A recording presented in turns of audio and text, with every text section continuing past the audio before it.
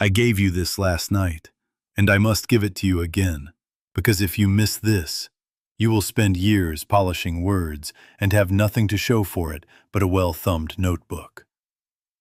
We are not here to collect quotes. We are here to learn a way of life. Realization is demonstration. Realization is demonstration. Do you see that? Do you follow that? Now always remember this. A statement of truth can be absolutely correct and still be useless if it is not realized as consciousness. You can say, God is all. God is the only power. And you can say it beautifully, and you can embroider it and hang it on your wall, and yet remain frightened or sick or lacking, because the statement stayed in the head. It never became the felt state of awareness in which fear has no air to breathe. Do you see that? I have watched earnest students read the most luminous passages and then go right back to anxiety about their bodies, their families, their bank books. As far as I'm concerned, that's a waste of time. Not because the passages are wrong, but because thought, as thought, does not heal. Who by taking thought can add to his stature 1 cubit? If all we had to do was repeat phrases, I would assign you 1,000 lines and be done. But that would leave you still arguing with a symptom, still bargaining with a paycheck, still dreading a headline, because no realization had taken place. Now, if you are honest with yourself, you will admit this gap. You have affirmed, God is my life, while your heart pounded and your hands trembled. You have declared, supply is spiritual, while you watched the figures not add up. You have said, love is the law, while you tightened inside at the mention of a name. Do you see the difference between a recited truth and a realized truth?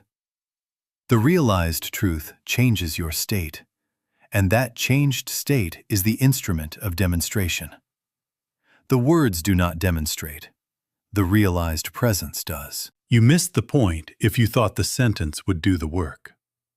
I can of mine own self do nothing. The personal mind speaking words is still the personal mind. The Father within me doeth the works. The living activity of God, realized within, is the healer, the provider, the harmonizer. Therefore, the function of a statement is preparatory. At best, it points you to the door. It is not the door, nor is it the walking through. Now, make this practical. The next time you catch yourself stacking truths like bricks, stop and ask, has my state changed? If not, you have sound without substance. Be very clear. There is no condemnation in this, only diagnosis. This class is not for parroting.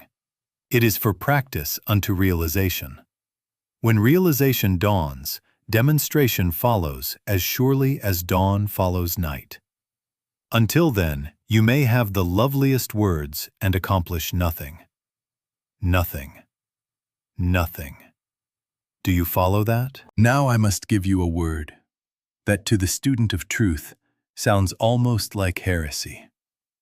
And yet it is the most loving instruction I can give you. Forget truth. Do you see that I am not saying deny truth? I am saying forget truth statements as crutches. Forget them as power. Forget the habit of leaning on syllables as if syllables heal.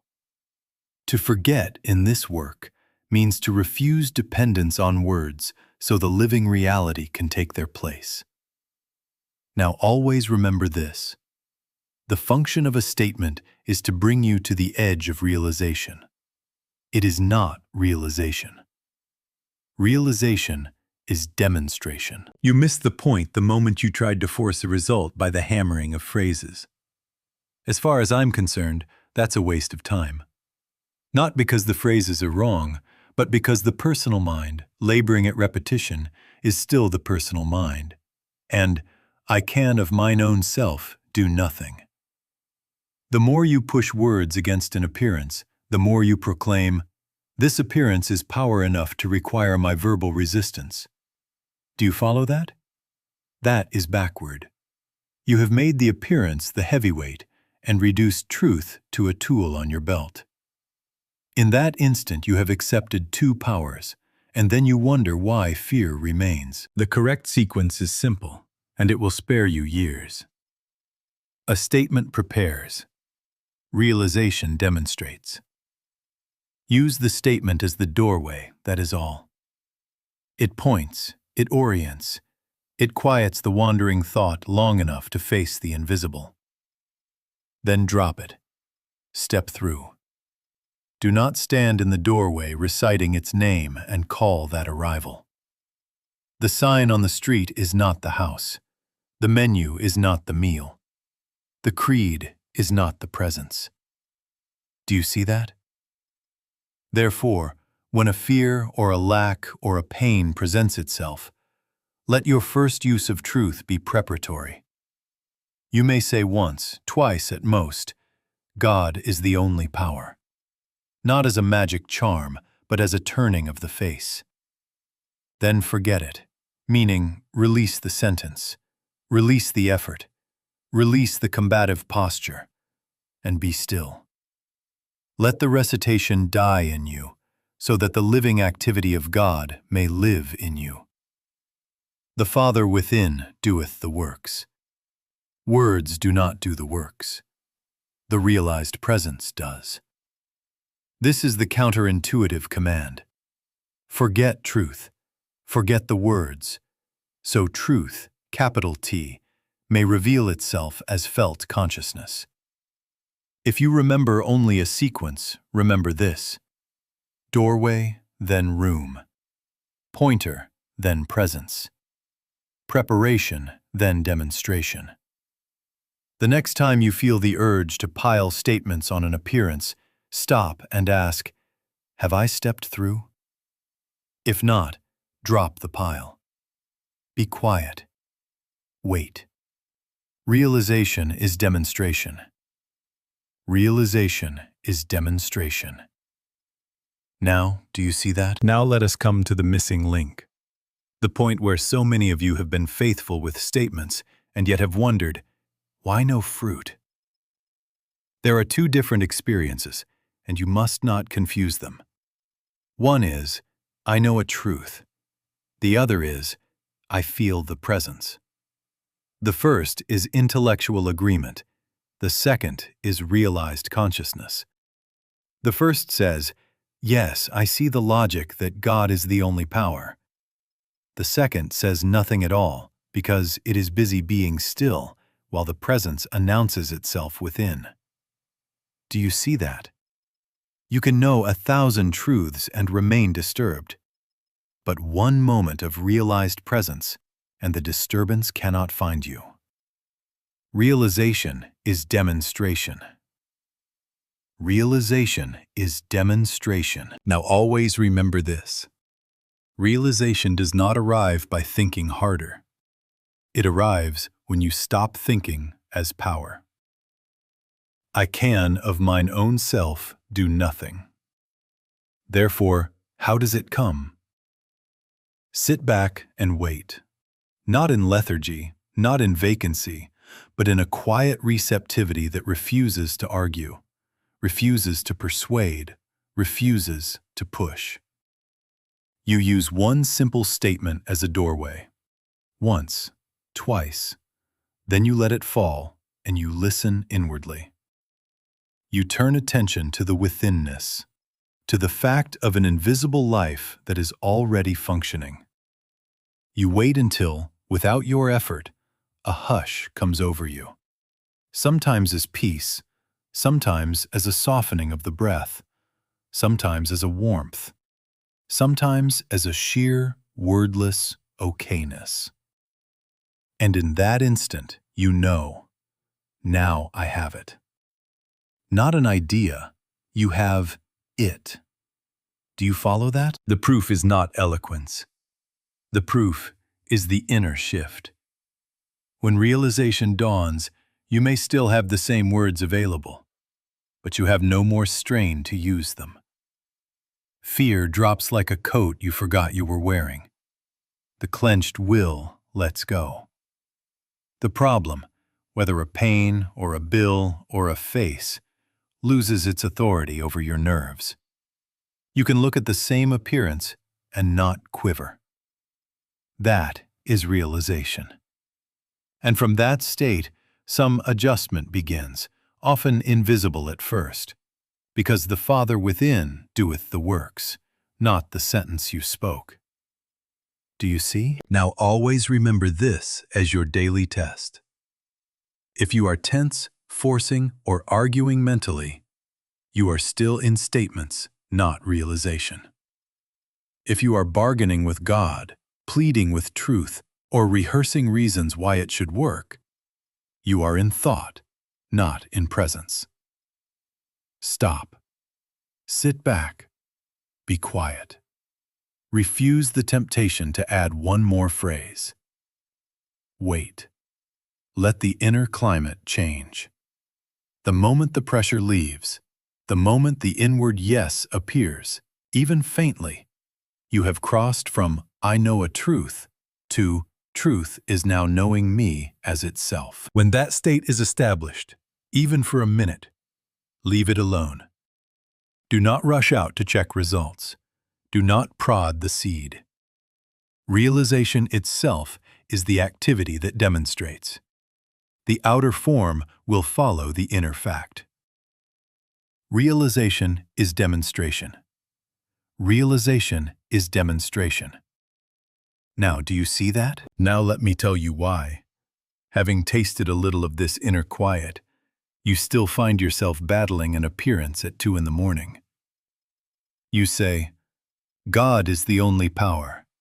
And then, when a pain jabs, or a letter arrives, or a headline screams, you brace and you argue, and you begin the mental tug of war. In that instant, you have announced 2 powers, God and this thing that seems to require your defense. Do you see that? You are fighting what you say isn't real. You are arming yourself against a shadow. That is why the struggle continues, because secretly, beneath the words, you have granted power to something other than God. Now always remember this.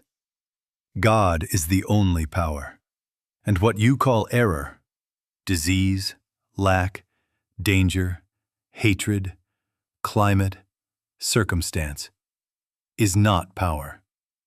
It is a belief accepted as power. The only way it can touch you is if you sign its permission slip in consciousness. The moment you accept its premise, this can act on me, this can withhold from me, this can destroy me. You are in the 2-power universe, and then of course you must fight. You created an opponent. Do you follow that? You missed the point the minute you tried to outshout an appearance with phrases. As far as I'm concerned, that is a waste of time. Not because we despise truth, but because the shouting announces, "Here is a power that needs my force." No. I can of mine own self do nothing. The Father within me doeth the works.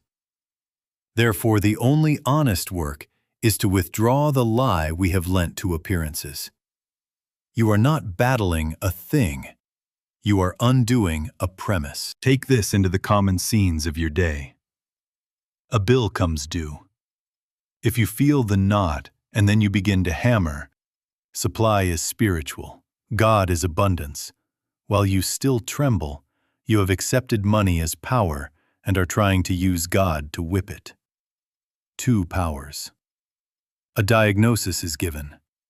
If you rehearse statistics and then attempt to paste texts over your fear, you have accepted disease as power and are trying to out-argue it. 2 powers. A person insults you. If you craft your defense while repeating, "Love is the law," you have granted personality the power to bless or curse you. 2 powers. Do you see that? The relief is immediate when you refuse the second premise. If there is only one power, what is left to fear? Nothing. Fear itself is only the sensation produced by believing there are two powers. As that belief loosens, fear thins. And when fear thins, the posture of combat collapses. In the quiet that remains, realization appears, not as words, but as the felt assurance that there is no opposing activity. Pilate, thou couldst have no power at all against me, except it were given thee from above. That is not bravado. That is the one power premise embodied. Therefore make this your inward correction in every encounter. I am not dealing with a second power. I am releasing a mistaken grant of power. Do you follow that? Each time you return to one power, you step out of the arena. Each time you step out of the arena, the fight stops. And when the fight stops, the presence is free to be what it is, and demonstration begins without strain. Realization is demonstration. Now, do you see that? Now we come to method. If you miss this, you will go right back to polishing phrases and wrestling shadows. You have only one treatment to make, only one demonstration to bring forth, and it is not a dozen victories over a dozen names. It is the one victory of seeing through the claim of a second power. Do you see that? Therefore, do not treat the person for arthritis, for unemployment, for loneliness, for cancer, or for sin. Treat the belief that arthritis is power. Treat the belief that unemployment is power. Treat the belief that loneliness is power. Treat the belief that cancer is power. Treat the belief that sin is power. Now always remember this. The condition is not a cause, not a law, not an entity. It is an appearance sustained only by your consent to a second premise. This is why symptom treatment fails. The moment you take hold of the symptom, scrutinize it, fear it, argue with it, you have fastened your attention to appearance and announced, here is something that can act. You have made a devil and then volunteered to fight it. As far as I'm concerned, that's a waste of time. It turns prayer into mental argument. It keeps you pacing the fence line of the problem, measuring it, comparing it, rehearsing it, and never entering the pasture of the one power. Do you follow that? The practice is this. When a case presents itself, disease or deformity or immorality or poverty or unemployment or weather or climate or germs or heredity or age, refuse the invitation to treat the name, the story, the statistics. Instead, retire a moment within and make your one correction. There is no power but God. The only claim here is that something besides God has power. I do not accept it. Then forget even that sentence, and be still until the felt assurance comes that there is no opposing activity. The Father within me doeth the works. Realization is demonstration. Do not treat the body. Treat the belief that body conditions are power. Do not treat the bank account. Treat the belief that figures on paper are power. Do not treat weather or climate. Treat the belief that atmosphere or season is power. Do not treat germs. Treat the belief that microorganism is law. Do not treat heredity. Treat the belief that bloodline is destiny. Do not treat age. Treat the belief that time is power. One treatment covers them all, because one error underlies them all. The acceptance of another power. You missed the point if you thought your job was to get rid of things. Your only job is to withdraw the lie you lent them. The instant the belief in a second power is dissolved, the appearance has nothing to stand on. No premise, no law, no cause. And like mist before the sun, it thins, it yields, it disappears as effect. Therefore, you have only one devil to overcome, and it is not disease or lack or climate or person. It is the belief that these are power. Make that one demonstration, persistently, gently, every time, and you will find that you are not running from problem to problem. You are standing in one principle. Now, do you see that? Now we must take the sting out of this entire subject by taking the person out of it. Paul called it the carnal mind, enmity against God. Not mind, not power, but a universal belief accepted as power. Mrs. Eddy called it mortal mind. I call it universal mesmerism. Do you see that? We are not fighting your mind or my mind. We are uncovering a hypnotic atmosphere of the ages, a world belief that has been breathed in and repeated until it masquerades as law. The moment you make it personal, my fear, my sin, my heredity, my failure, you have stepped into guilt and shame. And guilt is just another mask of the same mesmerism. Now always remember this: God is the only power. Therefore, what appears as discord is not a personal power acting through you. It is a universal suggestion claiming power, and it has only the power you lend it by accepting it. Do you follow that? This is why you can be an earnest, decent, praying person and still feel entangled. You are not wicked, you are hypnotized. Our ignorance, ours collectively, ours historically, has woven a garment of appearances and then sold it to us as necessity.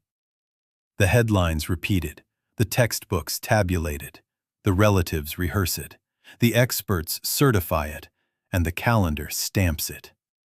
And then you feel its pressure as if it were law. But Paul was clear. The carnal mind is not subject to the law of God. Neither indeed can be.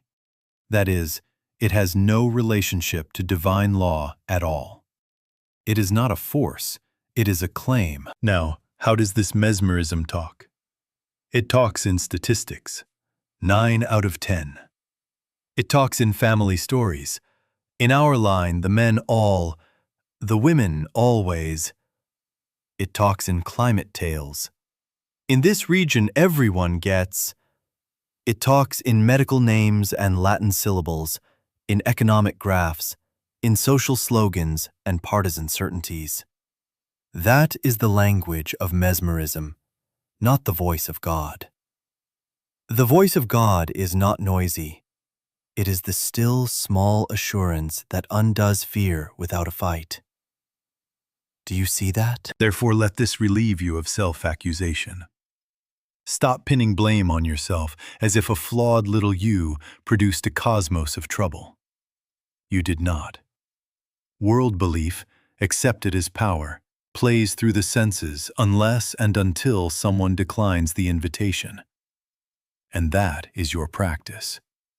When a claim presents pain or lack or insult or prognosis, do not wrestle it, do not analyze it, do not gather counter-arguments. Recognize it, impersonal mesmerism speaking, and drop it from your consciousness. How? The same way we have been learning. Make your one correction. There is no power but God. This is the suggestion of a second power, and I do not accept it. Then forget even that and be still until the inward climate changes. The Father within me doeth the works. Realization is demonstration. As this becomes natural, you will find compassion rising where condemnation used to be. You will look at the world's ills and refuse to personalize them. And in that refusal, their seeming authority fades. You are not treating a person. You are withdrawing belief from a universal lie. Each time you do, the pressure lifts, the fear thins, and the presence announces itself, not in argument, but as peace. Now, do you see that? Now let us bring this down to the point where fear has no argument left. If God is the only power, what can touch you? Do not answer with a phrase. Look at it. Suppose a whole circus full of wild lions were loosed in the street. Suppose the sirens sound and bombs fall. Suppose an epidemic sweeps a continent. Suppose the markets drop, the climate rages, the winds tilt trees and the waters rise. If God is the only power, what difference does it make to realized consciousness? Do you see that? If there is only one law, only one cause, only one activity, what is there left to oppose it? Nothing. Nothing. Nothing. Now always remember this. The only vulnerability you have is the moment you accept an appearance as power. The instant you say within yourself, that can act on me, that can withhold from me, that can destroy me, you have consented to two powers, and then fear becomes reasonable, because you have created an opponent in your own premise. Do you follow that? Fear is never caused by the thing. It is caused by the belief that the thing is a power. The lions are not the terror. Your acceptance of a second power is the terror. The bombs are not the terror. Your acceptance of a second law is the terror. The germ, the climate, the statistic, the forecast, none of these are the terror. The only terror is the inward yes to a second cause. You miss the point if you think you must brace yourself against dangers with stronger words. As far as I'm concerned, that is a waste of time, because bracing concedes power to the appearance and calls on God as counterpower, two powers again. No. Sit back inwardly and refuse the premise. Make your one correction. There is no power but God. This is the suggestion of another power, and I do not accept it. Then forget even that, and be still until the hush comes. In that hush, you will know. There is no opposing activity. Realization is demonstration. Now try it with the worst picture your imagination can paint. Bring it up for 1 second, and then ask, what is its power? In God, or only in my consent? Withdraw the consent. Let the image drain of authority. Feel how the nerves quiet when the premise is removed. This is not bravado. It is the end of two-ness. And as two-ness ends, fear dies of starvation. What can touch one power? Nothing. What can oppose omnipresence? Nothing. What can interrupt omniscience? Nothing. Do you follow that? When you return simply and steadily to the one power premise, fear collapses, and in the space where fear lived, the presence announces itself, not in argument, but in peace. And peace, felt, is proof. Realization is demonstration. Now let us make this exquisitely practical. How do you forget a truth statement? Not by erasing it from memory, but by releasing it from duty. The procedure is simple. Begin with one quiet turning. God is the only power. Or, Father, thou art here. Say it once, twice at most, as a doorway. Then stop. Do not repeat it as a charm. Do not set a metronome of phrases. Do you see that? The minute you begin to hammer at the sentence, you have assigned power to syllables and enlisted yourself as the worker. I can of mine own self do nothing. Therefore, use the statement as preparation, and then let it go. Doorway, then room. Pointer, then presence. Preparation, then demonstration. Now what happens after you let it go? This is the quiet interval. It is not vacancy, not passivity, not taking a nap. It is a poised, alert stillness that refuses to argue, refuses to fix, refuses to picture outcomes. You sit back inwardly and withhold consent from mental motion. You are not persuading God. You are letting God be God. You attend the withinness, just a soft, listening attention at the center, and you wait until the hush announces itself. Sometimes it is a loosening in the chest, sometimes a softening of the breath, sometimes a sense that the room has widened, sometimes merely the absence of strain. That is enough. Do you follow that? Now always remember this. You will know realization has begun not by fireworks, but by the end of pressure. Strain ends. The compulsion to think and rethink dissolves. The mind becomes still without being blank. A tenderness rises where urgency used to be. You look at the same problem and it seems far away, as if it belonged to yesterday's weather report. It has no claws in your nerves. Compassion replaces defensiveness. You are not trying to love. Love is present.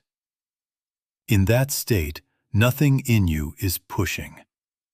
That is the sign. The Father within me doeth the works. Realization is demonstration. Beware of the counterfeit. Emotional hype is not realization. Forced positivity is not realization. Endless quoting, whether scripture or metaphysics, is not realization. As far as I'm concerned, that is a waste of time because it leaves the personal mind on the throne, sweating to create a spiritual mood. You missed the point the moment you tried to lift yourself by your own sentences. Do you see that? No amount of volume, no speed of affirmation, no bright postures of cheer can substitute for the simple hush in which God reveals God within you. Therefore, make a practice of these short intervals many times a day. 2 minutes is holy if you truly forget the words and wait. If nothing settles, do not bully yourself. Close the period gratefully and return later. The presence does not arrive under subpoena. It is ever present and becomes evident as you cease to crowd it with thought. Each honest interval thins the old habit of mental doing and strengthens the new habit of inner receptivity. In time, you will find that the sentence becomes briefer and the silence longer, until the sentence is not needed at all, because the state is available on turning. Then the statement has fulfilled its purpose. It brought you to the edge and fell away. The hush remains, the living reality. And in that hush, the works are done. Realization is demonstration. Do you see that? Now we must make the great turn. Up to this point you have been concerned with relief, with healing, with the easing of fear and the loosening of knots. And that is right as far as it goes. But if we stop there, you miss the point. The deepest demonstration is not a smoother body or a happier circumstance. The deepest demonstration is the recognition of what I is, beyond time, beyond space, beyond the flicker of changing scenes. Realization culminates in identity. Realization is demonstration. Do you see that? Look out the window at a tree. In winter it is bare. In spring it is soft and green. In summer it is full and generous. In autumn it lets go. The bark cracks, the branches thicken, the leaves come and go. And if you cut it, you will count rings and say, "This is how old it is." But what made the bark? What moved the sap? What turned light into sweetness? The tree's body is visible. The life is invisible. The life is the tree. The shape is its season. Now always remember this. Your body is the bark. Your life is the unseen animating presence. Body is form. Life is what you are. Do you follow that? Therefore, the logic of liberation is simple, and it will save you years. If I am not body, body cannot define me. If I am not condition, conditions cannot claim authority over me. If I am not weather or climate, weather cannot write my script. If I am not bloodline, heredity cannot draw my boundaries. If I am not age, the calendar cannot prophesy my decline. Do you see that? The moment you accept I am body, you sign every permission slip that disease, fatigue, appetite, and statistics present. The moment you stand in I am life appearing as this form, but not contained by it, all those slips are invalid because the signer has changed. I can of mine own self do nothing. The Father within, the life that I am, is the only actor. Realization is demonstration. Now always remember this. I am not in body.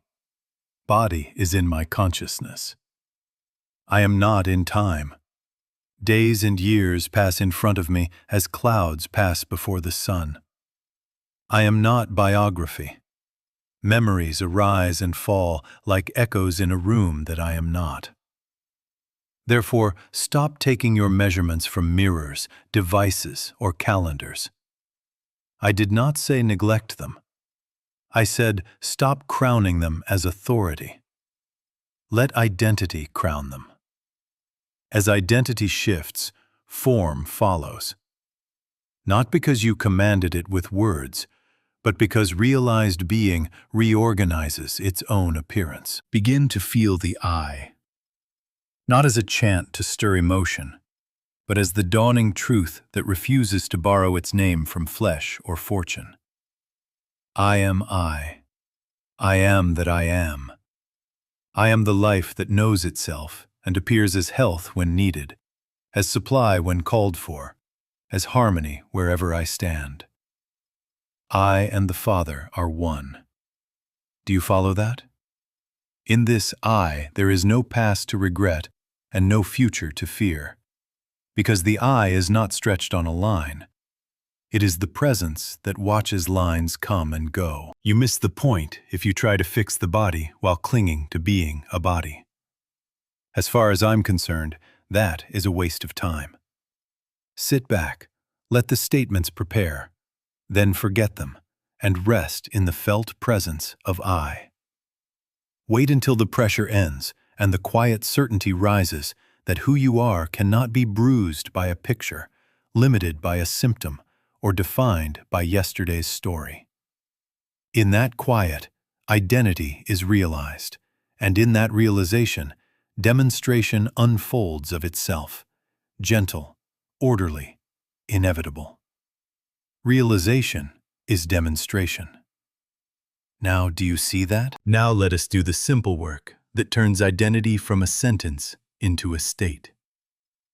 Sit quietly, not to fix anything, not to examine symptoms, not to admire or condemn a form.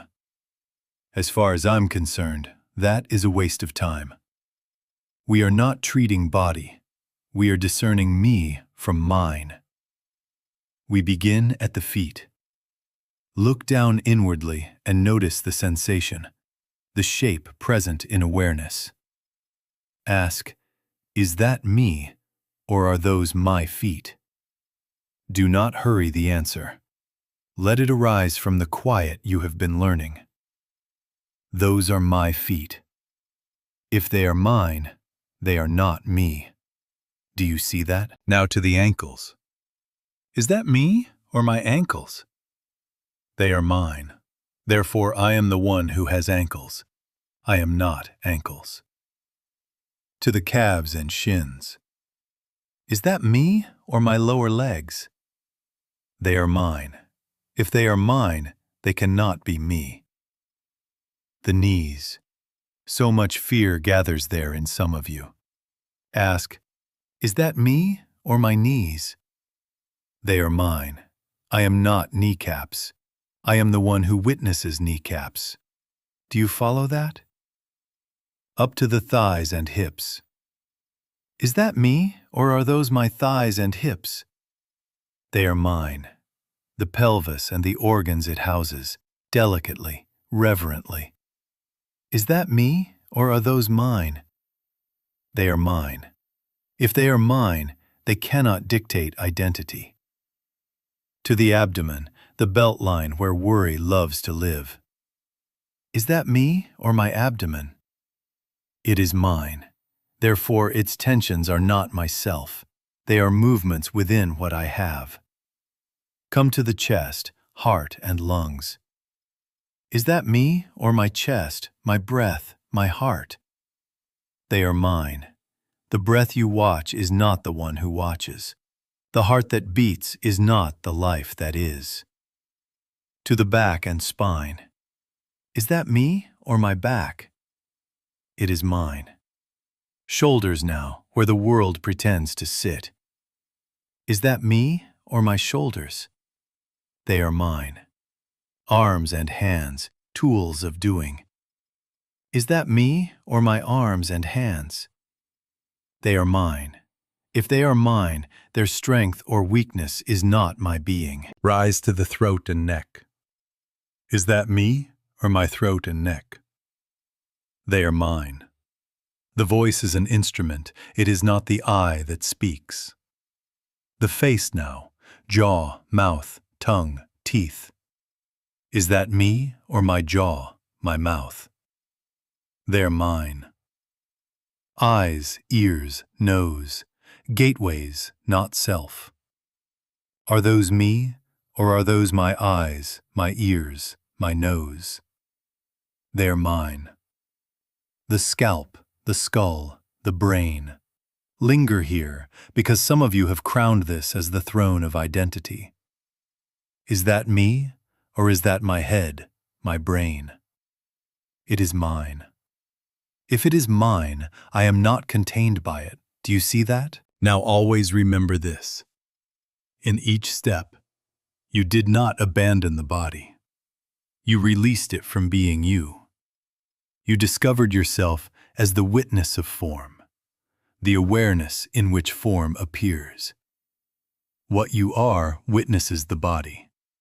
Therefore, what you are is not subject to the body's beginning or ending. Birth and death are events in that which is mine, not in me.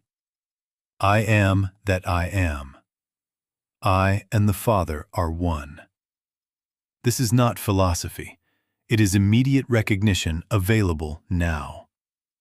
When you discern me from mine, the door opens and immortality is no longer a doctrine, but a dawning fact. Quiet, certain, free.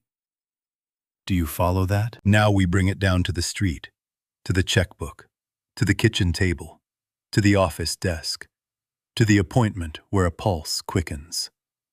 Demonstration becomes natural only as you return every appearance to the one-power realization. Do you see that? You do not add spiritual phrases to a human routine. You let realized presence become the routine. Realization is demonstration. In money, do not treat money. Treat the belief that lack is power. When the figure looks thin and the bill looks large, your temptation will be to tighten the jaw and paste verses on fear. You missed the point. As far as I'm concerned, that is a waste of time because it leaves numbers on the throne. Instead, make your one correction. There is no power but God. Lack has no law, no cause, no authority. Then forget even that and rest until the pressure ends. In that hush, Provision appears not as magic, but as right unfoldment. Ideas, opportunities, right restraint, right generosity, because the One is the substance. Now always remember this. We do not beg a second God named money. We witness the Father within doing the works. Do you follow that? In health, do not treat the body. Treat the belief that sensation or time or climate is power. If a pain flashes or breath shortens, resist the urge to argue with it or measure it. Sit back inwardly, withdraw consent from a second cause, and wait for the felt lessening of fear. The instant you know there is no opposing activity, the body begins to show forth what is true of life. And if action is needed, rest, nourishment, a change of pace, it will come as guidance, not panic. The Father within me doeth the works. Realization is demonstration. In relationships, do not treat people. Treat the belief that separation is power. When insult stings or distance chills, do not polish grievances and then try to love with gritted teeth. As far as I'm concerned, that is a waste of time. Enter the quiet and recognize only one life, present as you, present as the other, indivisible. In that recognition, the heat goes out of the story. Words you could not manufacture appear of themselves, or silence appears of itself. And harmony is restored not by your charm, but by the presence of one love. Do you see that? In work, do not treat load or deadline. Treat the belief that pressure, competition, or personal cleverness is power. I can of mine own self do nothing. The egoic engineer of outcomes is dismissed, and the witness takes the seat. Then ideas arrive in order, tasks line up, help appears, and results ripen without strain. And if they don't ripen on your schedule, do not break faith. Stay in the one power premise and watch the timing reorganize around peace. Now the daily rhythm. Many times each day, enter by a single sentence. Father, thou art here. Or, God is the only power. Then forget the words and listen. 60 seconds before a call. 1 minute when a headline shouts. A quiet turning before you pay a bill, send a note, start the car. Statement once, then silence, then attentive listening. If realization doesn't dawn, close the period gently, return later. Demand not instant perfection. Demand sincerity. Continued periods of meditation bring continued improvement. Gradually, you will find that fear thins, supply shows up as needed, health steadies, conversations soften, and work becomes service. You will not say, "How wonderful am I?" There is no room for that here. You will say, "The Father within me doeth the works," and you will go on your way in quiet gratitude. Do you follow that? Realization is demonstration, and lived this way, demonstration is simply your day. Now we close where we began, and we nail it down so it cannot slip from you when the pressure comes. Realization is demonstration. Realization is demonstration. Not the beauty of the sentence, not the volume of your voice, not the cleverness of your mind. Realization. You have seen it in these hours together, the moment you rest from recitation and feel the hush. Something changes without your doing. The Father within me doeth the works. Do you see that? Therefore, the reversal is complete. You have been trying to fix appearances by throwing truth statements at them. And the more determined you became, the more solid the appearance felt, because you granted it power and recruited God as counterpower. You missed the point. Forget truth did not mean despise truth. It meant Drop the recitation so the living truth could take its own place. Use the sentence once as a doorway. Then forget it and enter the room. In that room, quiet, unforced, attentive, the presence announces itself. And when it is realized, appearances yield as naturally as frost yields to sunrise. Now always remember this. Let the statements go. Keep the realized presence, and the presence will do the works. Do you follow that? What then is your confidence? Not that you can outshout fear, not that you can outthink statistics, but that there is only one power and that you are not separate from it. I can of mine own self do nothing. I and my Father are one. Hear that as the state, not the theory.